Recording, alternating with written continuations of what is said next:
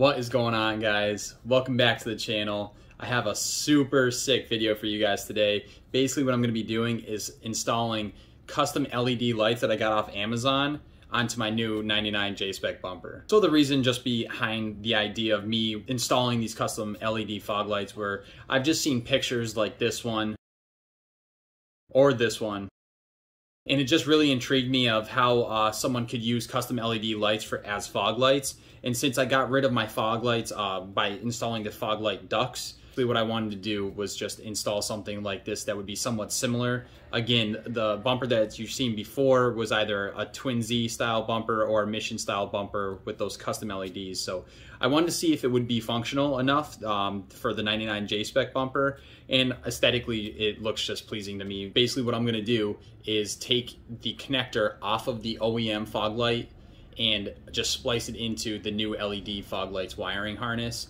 and basically plug it right up. There are some wiring diagrams that I'll go over with you guys in this video, but overall I'm just trying to keep it as simple as possible so anybody could do it. So with that being said, let's head on down to the car and start working on it. Okay guys, so what I'm planning on doing is using this connector here with this wiring harness to basically hook up some LEDs. So I'm just going to show you guys really quick what we have to do to be able to get this connector grouping off of the fog light housing ducts, because this connector will plug right into the body harness that actually has the other end of this connector for the fog lights. So there won't have to be any like crazy cutting or splicing in or creating your own harness or anything like that. All we're going to do is just basically snip these ends off here, wire in the LED, and then it'll plug right into the actual harness. So I completely took apart this one already. As you can see, this is actually just the light bulb harness coming out of the hole here. So what I'm going to do is show you guys exactly what to do here. So on this one, you're going to have to unbolt or unscrew the 4 screws here, okay? Once you unscrew the 4 screws, you're going to take it off.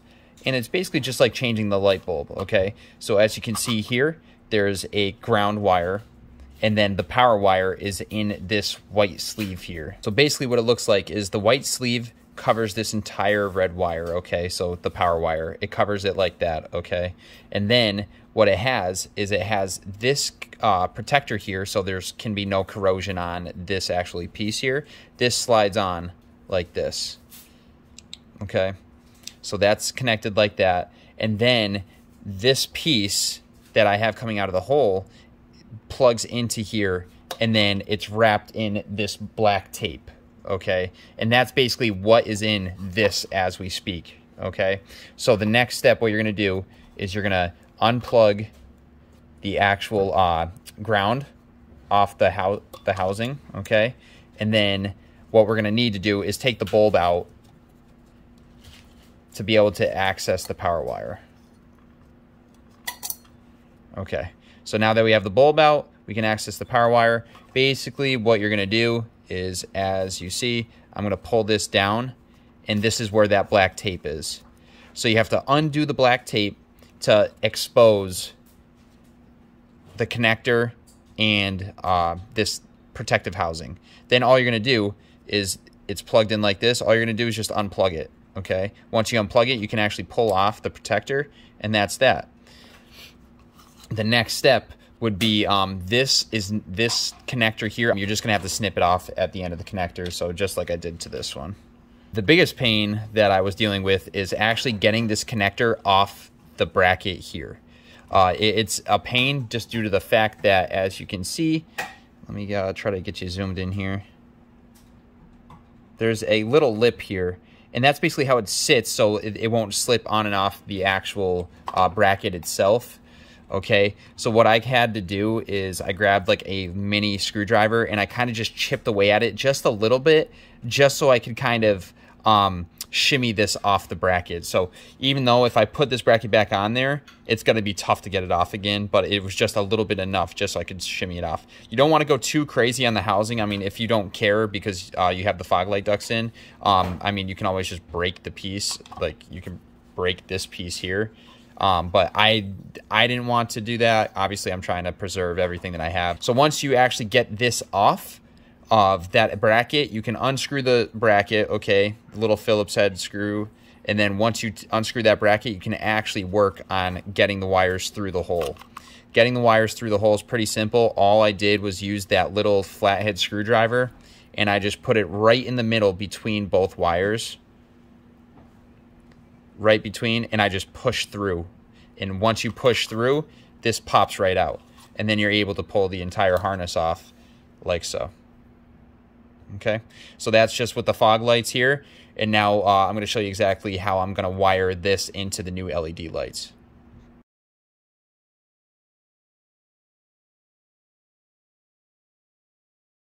All right, guys, so I finally got one of the fog lights mounted up in the position and everything, and it actually lines up pretty good.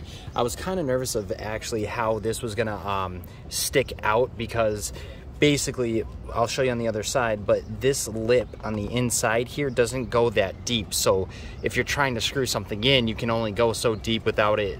If you go too close to the edge, it might snap. So I came out as much as I possibly could, and I was worried that this wouldn't this would kind of stick out or protrude out of the lines, but it actually doesn't, as you can see.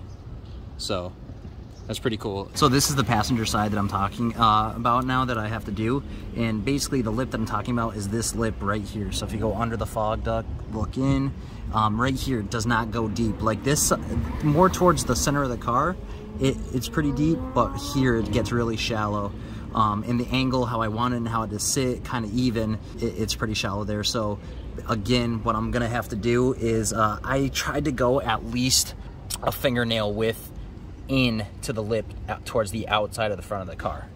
So I'm just gonna basically measure it up again and do the same thing for this side. So how I set it all up is I basically just had the bracket sit nice and snug to make the screw actually somewhat tight. Nothing's screwed on. All it is just the brackets just holding the screw against the housing. So make that nice and tight. What I'm gonna do is feed this through here, and then I basically just kind of eyeball it for where I think it's gonna sit best. And then from there, I'm gonna drill the hole under here.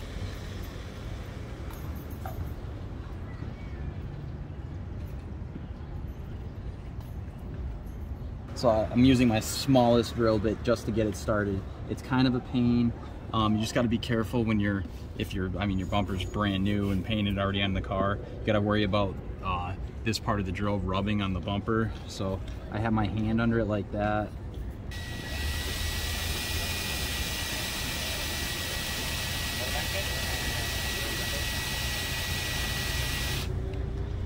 Got my second bit right here. Again, whatever works best for you guys, I would say just to use. I wouldn't stress it on what bits to use. I just wouldn't go any bigger than what the actual screw is. You kind of want to be able to have to screw the screw into the bumper. It just helps with stability.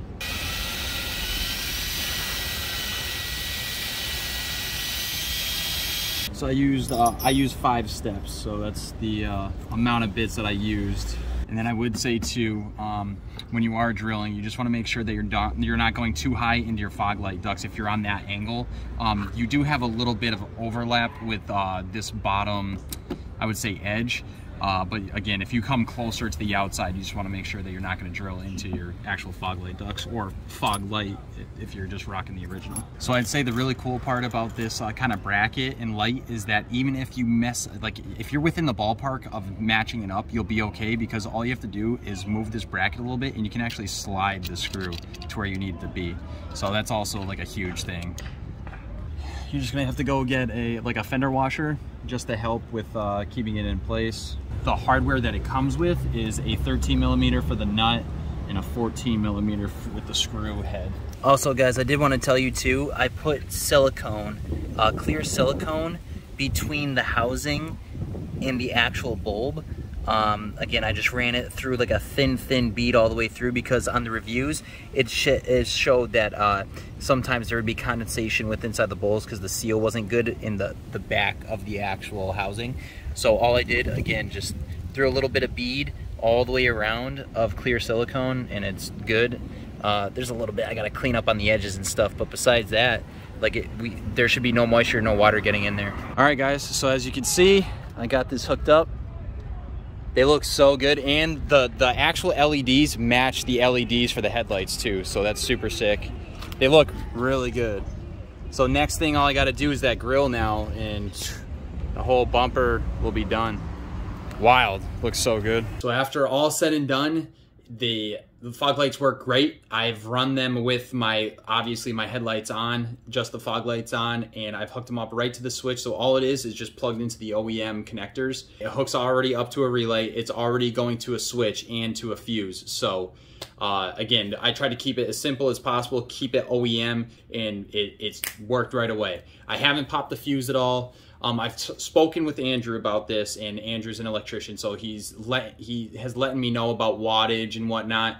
And he said if anything, it has just the OEM 10 amp fuse in the fuse box at the moment. He said we may need to go a little bit bigger than that. He said not to go over 25 amps. If it goes over 25 amps, then we're gonna have to disconnect it and whatnot. But again, I've ran it for about an hour now with the car just running with the lights on, just hanging out, and no issues. Nothing's overheated, nothing's popped, everything's worked correctly. So yeah, but going off from there, I have a couple more DIY videos coming up for you guys for some interior stuff in the Daily Z. Still waiting for some parts to come in for the drift car to get that up and going. But with that being said, if you guys have not subscribed to the channel, make sure you hit that subscribe button up there. It helps me out. And if you're looking for any additional content, all you have to do is click one of the links here and you're good to go. With that being said, I'll see you guys in the next one. Peace.